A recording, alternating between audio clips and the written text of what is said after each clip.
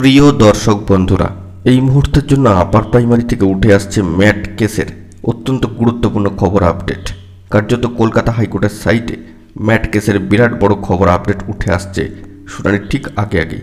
বন্ধুরা, বিষয়টি সবটাই আলোচনা করছি, তাই ইম্পর্টেন্ট এই ভিডিওটি আপনাদের জন্য আর্জেন্ট ভিত্তিতে ক্রিয়েট করতেই হচ্ছে। ভিডিওটিকে সম্পূর্ণ শেষ পর্যন্ত শুনে নিয়ে বোঝবার চেষ্টা করবেন, ভিডিওটিকে শেষ পর্যন্ত দেখে নেবেন, চ্যানেলটিকে সাবস্ক্রাইব করে সঙ্গে থাকবেন। চলুন কথাবার্তা না বাড়িয়ে আলোচনার মধ্যে প্রবেশ করি। বন্ধুরা, আমরা সকলেই জানি যে মহামান্য কলকাতা হাইকোর্টের ডিভিশন বেঞ্চে 11 নম্বর কোর্টে ম্যাট কেসটি বর্তমানে একটি ভালো রকম স্ট্যাটাসে রয়েছে এবং সেখান থেকে যে কোনো মুহূর্তে আর একটা দুটো হিয়ারিং হলেই কিন্তু অর্ডার রিজার্ভের পথে চলে যাবে, অর্থাৎ মামলাটি ক্যাব হবে। কিন্তু ইতিমধ্যেই উঠে আসছে বিরাট বড় খবর একেবারে কোর্টের সাইটে। শুনানির ঠিক আগে 18ই জুলাই কিন্তু নেক্সট শুনানি। সরাসরি চলে যাই অন স্ক্রিনে। দেখতে পাচ্ছেন মহামান্য কলকাতা হাইকোর্টের অ্যাপিলিয়েটেড সাইটের যে কেস ডিটেলস ম্যাট কেসের, সেখান থেকে নেক্সট হিয়ারিং ডেট আজকের ডেটে দাঁড়িয়ে যখন ভিডিওটি ক্রিয়েট হচ্ছে তখনও পর্যন্ত কিন্তু আসেনি।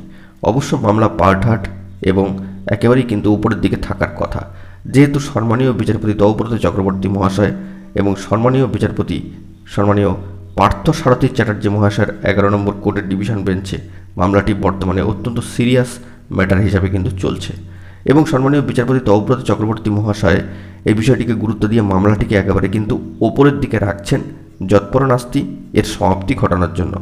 তো সেই দিক থেকে ডিভিশন বেঞ্চের স্ট্যাটাস এই কেসের ক্ষেত্রে নেক্সট হিয়ারিং ডেট এখনও পর্যন্ত কিন্তু আপডেট করে উঠে আসেনি এবং কার্যত 10ই জুলাই গুরুত্বপূর্ণ এই মামলার শুনানি হয়ে যাওয়ার পরেও কিন্তু এখনও পর্যন্ত 10 তারিখের অর্ডার কপিটি আপলোডেড হয়নি।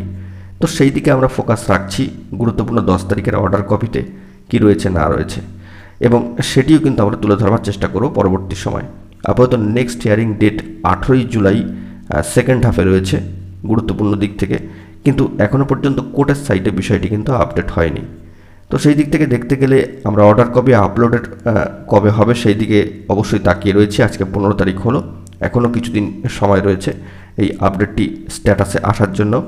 তো সেক্ষেত্রে আগামী হিয়ারিংটি অত্যন্ত গুরুত্বপূর্ণ হতে চলেছে এবং বলা যেতে পারে সেই দিনই এই আপার মামলার মোটামুটি একটা কনক্লুশন স্টেজে এসে দাঁড়িয়ে পড়বে, এটুকু কিন্তু নিশ্চিত। তো সেই দিক থেকে পিটিশনারদের তরফ থেকে সিনিয়র অ্যাডভোকেট মহাশয় সম্মানীয় বিকাশ রঞ্জন ভট্টাচার্য মহাশয় বিশিষ্ট আইনজীবী, তিনি উপস্থিত থেকে সশরীরে কী বার্তা দেন এবং সাপ্লিমেন্টারি এফিডেভিটের প্রসঙ্গটি কতটা গুরুত্ব দিয়ে ওঠে এবং সম্মানীয় বিচারপতিদের অবজারভেশন বা ফোকাস কী থাকে সেই এফিডেভিটের ক্ষেত্রে, সেটাও কিন্তু অত্যন্ত লক্ষণীয় বিষয় হয়ে উঠতে চলেছে। তো আগামী 18 তারিখের শুনানির দিকে আপনার সবার ফোকাস থাকবে। ডিভিশন বেঞ্চে পার্ট ম্যাটার অবশ্যই কিন্তু মামলা রিজার্ভের দিকে এগিয়ে চলেছে। অর্ডার কিন্তু যে কোনো দিন যে কোনো মুহূর্তে হয়ে যেতে পারে। অনেক ক্ষেত্রে এটাও জানা যাচ্ছে যে সম্মানীয় বিচারপতিরা কিন্তু অর্ডার লেখা ইতিমধ্যে শুরু করে দিয়েছেন। তো দেখা যাক কী খবর আপডেট উঠে আসে। কোর্টের সাইডে আপাতত এই স্ট্যাটাসটি উঠে আসলো, যা আপনাদের মাঝখানে তুলে ধরার চেষ্টা করলাম। বন্ধুরা, এখন এই পর্যন্তই গুরুত্বপূর্ণ আপডেটগুলি পাওয়ার জন্য চ্যানেলটিকে সাবস্ক্রাইব করে সঙ্গে থাকুন। ধন্যবাদ।